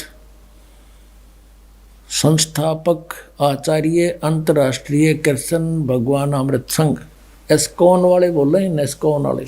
और इन्होंने लिखा है कि विश्व में सबसे अधिक इस संस्था की पुस्तक बिकती हैं। यह देखना, ये आपको सुना दिया। द्वारा किसके द्वारा अनुवादित है? कृष्ण कृपा श्री मूर्ति श्रीमद् एसी भक्ति वेदांत स्वामी प्रभुपाद संस्थापक आचार्य अंतर्राष्ट्रीय कृष्ण भगवान अमृत संघ। और यहाँ से ये और छपी है, ये भक्ति वेदांत बुक ट्रस्ट। ये बड़े दूसरे देशों में भी, Los Angeles, London, Stockholm, Sydney, Hong Kong, Mumbai. अब हम अपने मतलब का काम देखेंगे। ये है 18वां अध्याय, 18वां अध्याय और श्लोक नंबर 66 ये यहाँ से शुरू होता है। सर्व धर्मान परित्यज माम एकम शरणं व्रज अहम तवा सर्व पापेभ्यो मोक्षामि मा शुच। इसका अनुवाद किया है यहाँ पर, हर देख कमाल कर रखे इन्होंने। ये है शब्दों के अर्थ। सर्वधर्मान समस्त प्रकार के धर्म, परित्यज माने त्याग कर, परित्यज्य माने त्याग कर, माम माने मेरी, एकम माने एक मात्र, शरणम माने शरण में, व्रज माने जाओ। ठीक है, यहाँ तो बिल्कुल सही लिखा है इन्होंने, बुद्धिमता दिखाई। व्रज माने जाना और मेरी शरण में जाओगा। अब अर्थ क्या है? अब यहाँ देखना, ये अनुवाद है इनका। समस्त प्रकार के धर्मों का परित्याग करो और मेरी शरण में आओ। अरे वाह शेरो, या तो जाना और यहाँ घुमाना। अरे वाह बुद्धिमानो, ताला पाड़ दिया। अब देखो नक्की से डले डवा रखे जनता पे भगवान, या इसी मोटी पुस्तक बना रखे गीता जी, एवढे गीता या अरे 1 घंटे का प्रवचन, इसके सारा निर्णय हो जाता। दास आपके समक्ष कराया रूबरू। इन अड़ंगे को छुपाने के लिए अपने ज्ञान को किसी मोटी पुस्तक या बना रखी साधक संजीवनी। और इस 18वें जाए के 66वें श्लोक को एक सीधा अर्थ जाना, इसका ना समझ माने से इसको उल्ट सुड अड़गम सड़गम कर इसके को 12 पृष्ठ पर रखे अपने अज्ञान को और ज्ञान बनाने के लिए। बता गोबर का हलवा बन सके कभी, इन तो अड़ंगा कर दिया। ऐसे बढ़िया सदग्रंथ का इन्होंने अड़ंगा कर डाला, अनरच करके देखिएगा। ये है साधक संजीवनी। ये किसके द्वारा है? श्री राम सुखदास। श्री राम सुखदास है इसके अनुवाद करता, जो बड़े महापुरुष माने जाते हैं। और देखना स्वामी राम सुखदास से इसके अनुवादक हैं। और कहाँ से छपी है? गीता प्रेस गोरखपुर, ये यहाँ से छपी है। अब इसके आते हैं उसी स्थान पर, ये देखिएगा। हे भगवान कबीर ये माया अटपटीक सब गट आनड़ी, किस किस न समझाऊं या कुआ भांग पड़ी। 18वें अध्याय का 66वां श्लोक यहाँ से है। क्या लिखा है? सर्वधर्मान परित्यज माम एकम शरणम व्रज अहम तवा सर्व पाप्यो भो मोक्षामि मा शुच। यहाँ देखिएगा, संपूर्ण धर्मों का आश्रय छोड़कर तू केवल मेरी शरण में व्रज माने आ जा। वाह जी वाह। अब देखो ये है 1200 पृष्ठ से शुरू किया इन्होंने। इस व्रज माने जाने को आना अड़ंगा करने के लिए यहाँ से शुरू करी थी बकवाद इसने। देखकर कितने छोटे छोटे अक्षर हैं, अखबार के से समाचार पत्र जैसे, और कितनी बढ़िया पुस्तक देखिए। मेरी एक गिट भी छोटी रह जाए, ये देखो। और फिर भी 2 इंच बच गई। और चौड़ाई देखो, ये देखो तेरा गजब, वो तेरा भला, ये भगवान यहाँ आकर टके हैं। देख 1200 से शुरू किया इन्होंने अड़ंगा अड़ा करना। बता। और फिर यहाँ आके ये 1217 पर 17 पृष्ठ, वो तरह गजब 1217 पे यहाँ तक ये चल रहा है। 18वें अध्याय का 66वां श्लोक। यशोदा मैया दाऊद जी कहते हैं। ये बता इसका क्या लिंक था आने और जाने में? यशोदा मैया कितना है इसमें? मूर्ख बना रहे, ये मारे बना गए यशोदा मैया। सारे भूत बनवा दिए मारे। अब गीता जी में कहीं भी नहीं लिखा हरे राम कृष्ण कृष्ण हरे हरे राधे राधे श्याम मिला दे। है ये कोई मंत्र? ये कहाँ से लाया? ये शास्त्र विदिता का मनमाना आचरण है। और गीता जी अध्याय नंबर 16 के श्लोक 23 में कहा कि शास्त्र विधि को त्याग कर जो मनमाना आचरण करते हैं उनको ना तो सुख हो, ना उनकी गति हो, ना कोई सिद्धि प्राप्त हो, यूजलेस। फिर कहा कि अर्जुन इससे तेरे लिए कर्तव्य की अवस्था में सदग्रंथ ही प्रमाण है, उनसे बाहर कोई भी मंत्र जाप मत कर लिए, ना तो बिरान माटी हो जाएगी। और ये सारे इस्तेबार करा आउट ऑफ सिलेबस पढ़ा रहे हमारे को। एक और दिखाते हैं, बहुत बड़े विद्वान माने जाते थे डॉक्टर सर्वपल्ली राधाकृष्णन, कहते इस जैसा विद्वान तो धरती पर नहीं हुआ। ये देखो, ये है इसके राइटर, अनुवाद करता। ये हिंदी पॉकेट बुक से छपी है। विश्व विख्यात दार्शनिक डॉक्टर सर्वपल्ली राधाकृष्णन के अंतर्राष्ट्रीय ख्याति प्राप्त गौरव ग्रंथ। अब इस गौरव ग्रंथ में देखेंगे, ये देखो सर्व, ये 66वां श्लोक 18वें अध्याय का। सर्वधर्मान परित्यज माम एकम शरणं व्रज। सब कर्तव्यों को छोड़कर तू केवल मेरी शरण में आ जा। ये देख लो, विश्व विख्यात विद्वान। एक और दिखाता हूँ आपको, एक नया इंजीनियर पा क्या था इस गीता के अनुवाद में। ये आर्य समाज के धुरंधर विद्वान जो महर्षि दयानंद के विचारों से प्रभावित होकर और इन किसा नाश करा देख। यह एक पुस्तक है, ये है गीता वैदिक भगवत गीता भाष्यम विवरणोपेतम। भाष्यकार हैं श्री स्वामी आत्मानंद जी सरस्वती, प्रकाशक हरियाणा साहित्य संस्थान, गुरुकुल झज्जर, जिला झज्जर। और ये इनका आचार्य प्रिंटिंग प्रेस, दानंद मठ, रोहतक से छपी है। अब इसने किसा नाश कर रखा है, दिखाऊं। इसने क्या लिखा है प्राकथन में, गए पृष्ठ पे क्या लिखा है देखिएगा, ताड़ा पाठा। कई चतुर शिल्पी ही इस तह को मूल रत्न में से एक अणु को नष्ट किए बिना दूर कर सकता है। अब तक जिस शिल्पी ने इसका मार्जन करना चाहा, इसे शान पर चढ़ाना चाहा, वह प्राय इस रत्न के उद्गम स्थान अनेक हीरक रत्नों के महान खान महाभारत का अवलोकन किए बिना ही इसे शान पर चढ़ा देता था। जिससे इस रत्न में कुछ न कुछ खनिज मिल भी रह ही जाता था, मल भी रह जाता था।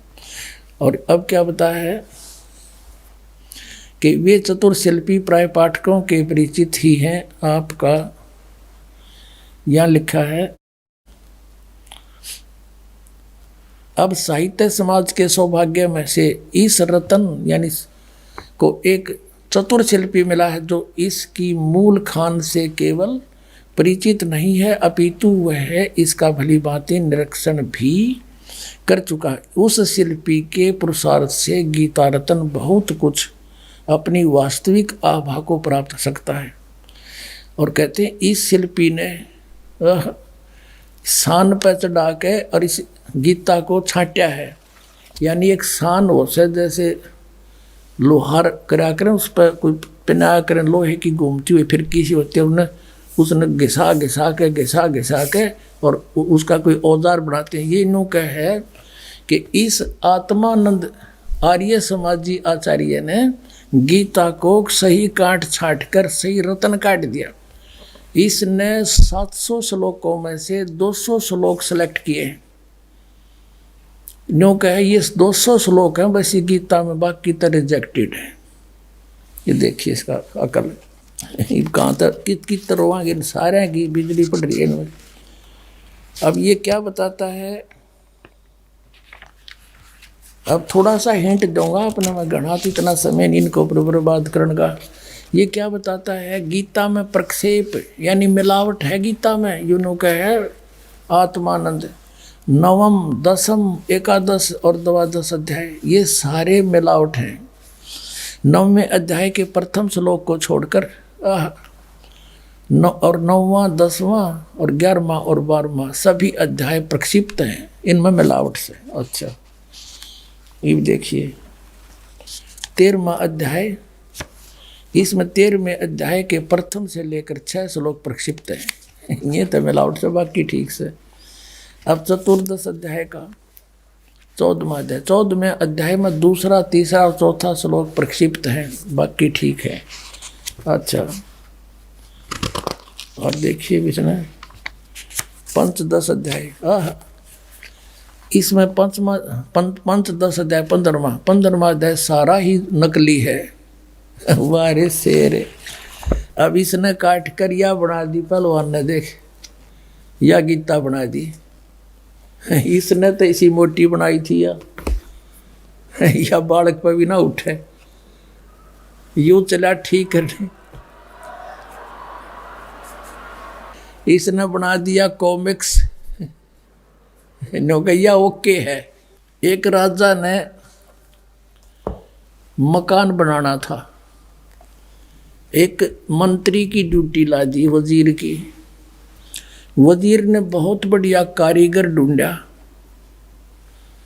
खाती कारीगर। उससे कहा भी तो बढ़िया मकान बना दे राजा का, और ओके सामान ला दिए पैसे की चिंता मत करना, कदे मेरा बड़ा हट मरवा दे। मिस्त्री बोला जी ठीक है। वो लिया बढ़िया अपने लकड़ी सतीर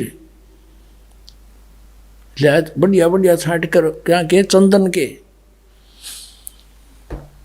एक बहुत बढ़िया सतीर लिया था, उड्डन बीम, और अच्छा 20 फुट लंबा, 17-18 फुट लंबा, और अच्छा ऐसा मोटा और बहुत सुंदर। और कड़ी वड़ी ले आया और रात तय लाग गया चुनाई करने। उस कड़ी और सतीर को रखवा के एक और दूसरे मकान में राजा के में मंत्री ने सोचा भाई राजा का काम है और कहीं कोई चीज त्रुटि युक्त ना हो, किसी और मिस्त्री ने कारीगर ने और दिखा लूं। पूछा भाई कोई अच्छा सा कारीगर हो, जानकार हो लकड़ी के बारे में। पता चला जी ऐसे ऐसे है, तो उसको बुलाया और कारीगर को, उसको आके देखा भी देखना ये कड़ी लाए हैं, ये सतीर लाए हैं, ओके है कि नहीं। अब उसने सोची जैतने ओके कह दी तो उस कारीगर की महिमा बनी जाएगी। ने बोला जी इस सतीर में तो बहुत नुक्स है, ये तो देख गुणिये में को नहीं, नो और नो है। अब वजीर ने सोची भाई बात बिगड़ गया तो फिर राजा डांट मारेगा। नो बोला जी इसने गुणिये में कर दे। वो रंदा ले रहा था साथ में, दे गदाए गद एक एक इंच तार दिया चारों तरफ से। नो बोला जी देख वो चमक गया। और वजीर ने सोचा भाई जमात तो बहुत बढ़िया बन गया भी था। उसने सोची एक और ने दिखा लो कदे फिर भी चूक रहेगी वो, एक और ढूंढ लिया बढ़िया सा। उसने पूछा भाई यो सतीर ठीक है? बोला ना जी तो कति खराब है, बांगा टेढ़ा है। बोला वह कर ठीक है। अब 2-2 इंच वो उतार गया, दे गदा दे गदा। उसने सोचा भाई एक और दिखा लो, तो लग गया था।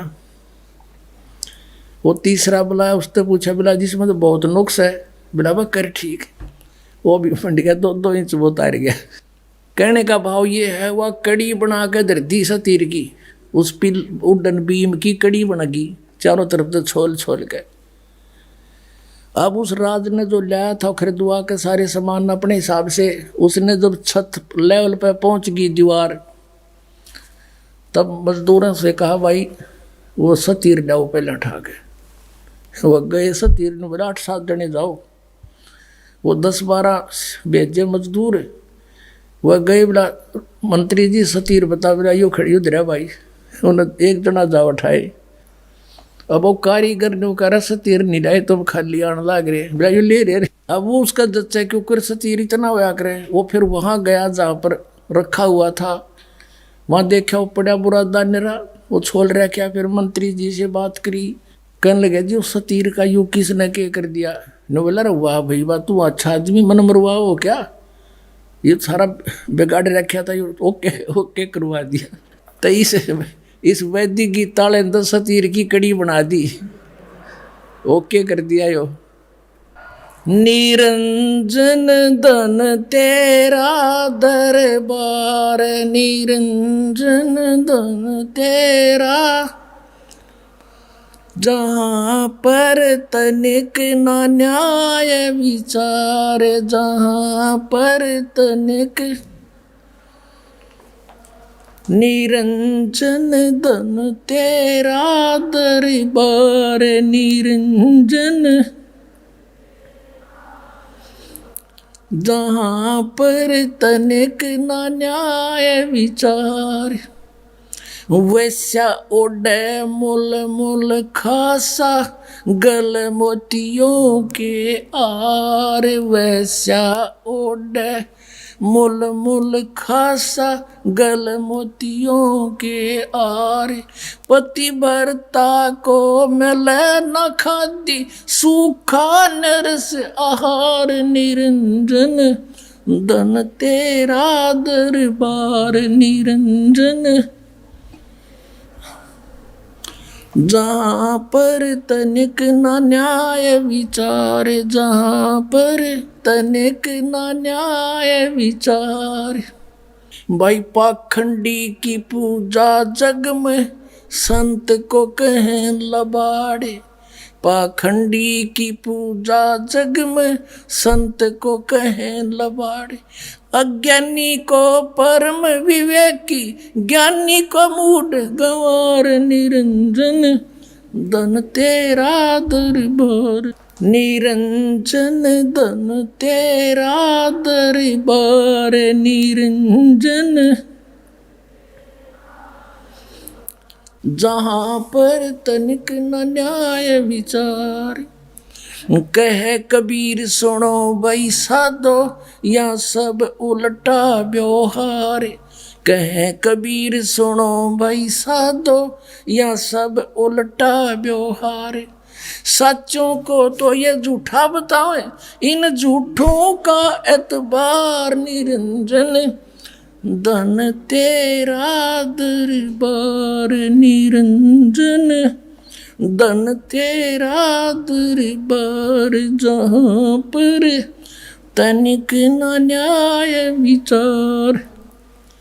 परमात्मा कहा करते, देखो रहे कबीर साहब कहा करते, मुझे तो ये अनपढ़ और अशिक्षित और मूर्ख बताते हैं, और इन अज्ञानियों को ये महर्षि कह जिन अनरथ कर रखे, सदग्रंथों को ना समझ के इनका नाश कर दिया। पुण्यात्मा, सौभाग्य आपका, इस प्राइम टाइम में आपका जन्म और ये सतनाम और सारनाम आपको मिला। धन्य आपके माता पिता जिनसे जन्म हुआ। बोलो सतगुरुदेव।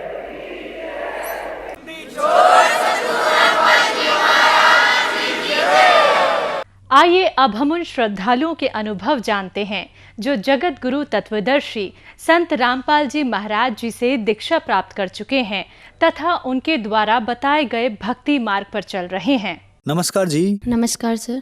क्या नाम है जी आपका? सर मेरा नाम आंचल रावत है। आंचल रावत जी, आप कहाँ से हैं? सर मैं जिला टिहरी उत्तराखंड से हूँ। आंचल जी, संत रामपाल जी महाराज से नाम दीक्षा आपने कब ली? संत रामपाल जी महाराज जी से नाम दीक्षा मैंने 2019 को ली थी। संत रामपाल जी महाराज से नाम दीक्षा लेने से पहले आप क्या भक्ति साधनाएं किया करती थी? संत रामपाल जी महाराज जी से नाम दीक्षा लेने से पहले सर मेरी फैमिली राधा स्वामी पंथ से जुड़ी थी, तो हमने भी बचपन से वही भक्ति करी है। क्या कारण बना कि आप संत रामपाल जी महाराज की शरण में आई? संत रामपाल जी महाराज जी की शरण में आने का कारण, पहला तो एक मेरी तबीयत ख़राब हो चुकी थी और साथ में मेरे पापा हैं, उनकी भी तबीयत ख़राब हो गई थी। सर मेरे जो था पूरी बॉडी में पेन होता था, तो क्या बोलते हैं, हमने काफ़ी डॉक्टर्स को दिखाया, तो उसमें कहीं पे अपेंडिक्स निकला, तो कहीं पे कुछ और अलग अलग प्रॉब्लम्स निकली, तो वो ठीक नहीं हुई। और मेरे पापा को लंग्स डिजीज़ थी, तो वो भी कहीं ठीक नहीं हुई। इस कारण से हम संत रामपाल जी महाराज जी के पास हैं। तो संत रामपाल जी महाराज से नाम दीक्षा लेने के बाद क्या आपको कोई लाभ भी मिले? हाँ जी सर, संत रामपाल जी महाराज जी के शरण में आने के बाद हमें बहुत लाभ हुए। मेरी जो बीमारी थी, पहले तो हमें मोक्ष का साधन मिला, जन्म मरण से जो छुटकारा वो हमें मिल चुका था। मेरे साथ ऐसी प्रॉब्लम होती थी कि मैं स्कूल जाते टाइम ही सुबह मेरे पेन स्टार्ट हो जाता था, जैसे स्कूल का टाइमिंग होता था, और 12-1 बजे के करीबन वो मेरा जो दर्द होता था वो ठीक हो जाता था, मतलब मैं बेहोश जैसी हो जाती थी। और स्कूल का टाइमिंग जैसे ही ख़त्म होता था वो सही हो जाता था पेन, मतलब वो सिर्फ स्कूल के टाइमिंग पे मेरा जो दर्द था वो पूरा रहता था।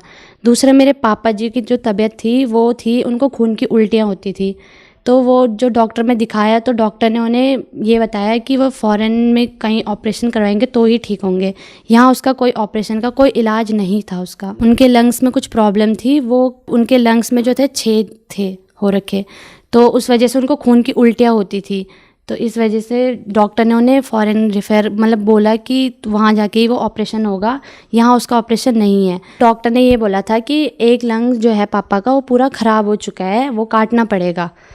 तो फिर मतलब उन्होंने फ़ॉरेन का बताया कि वहाँ जाके इसका ऑपरेशन हो सकता है। अगर ये ऑपरेशन होगा, मतलब उसमें कोई चांसेस नहीं थी कि उनका बचना, कोई चांसेस नहीं था। अगर ये ऑपरेशन मतलब सक्सेसफुल हो ना हो, इसकी कोई गारंटी नहीं थी। संत रामपाल जी महाराज जी की शरण में आने से ही पहले तो मैं ठीक हुई, और दूसरे मेरे पापा हैं, उनकी तबीयत भी एकदम ठीक हो गई। और तो अभी हमें पहले ये 3 लाभ मिल गए। मुझे मेरी आयु जो परमात्मा ने, संत रामपाल जी महाराज ने बढ़ा दी, मेरे पापा की आयु संत रामपाल जी महाराज जी ने बढ़ा दी। बाकी दिन प्रतिदिन हमें लाभ मिलते ही रहते हैं, तो बहुत बड़े चमत्कार, छोटे छोटे बड़े बड़े चमत्कार होते रहते हैं हमारे साथ संत रामपाल जी महाराज जी की दया से।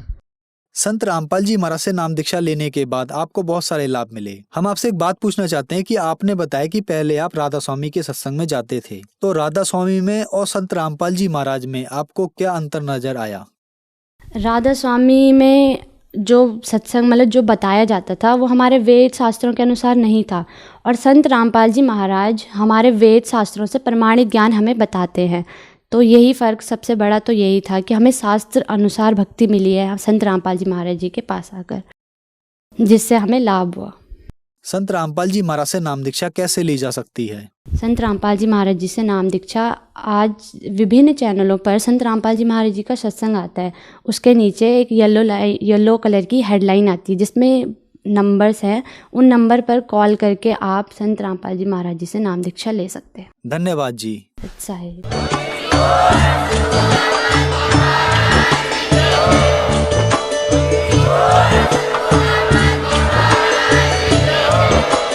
सुन रहे थे जगत गुरु तत्वदर्शी संत रामपाल जी महाराज जी के मंगल प्रवचन। अधिक जानकारी के लिए विजिट कीजिए हमारी वेबसाइट www.jagatgururampalji.org। संत रामपाल जी महाराज जी के शुभ आशीर्वाद से पूरे विश्व भर में 500 से भी ज्यादा नाम दीक्षा केंद्र हैं, जिन पर संत रामपाल जी महाराज जी द्वारा ऑनलाइन निशुल्क नाम दीक्षा दी जा रही है। अपने नजदीकी नाम दीक्षा केंद्र का पता करने के लिए संपर्क करें 8222880541।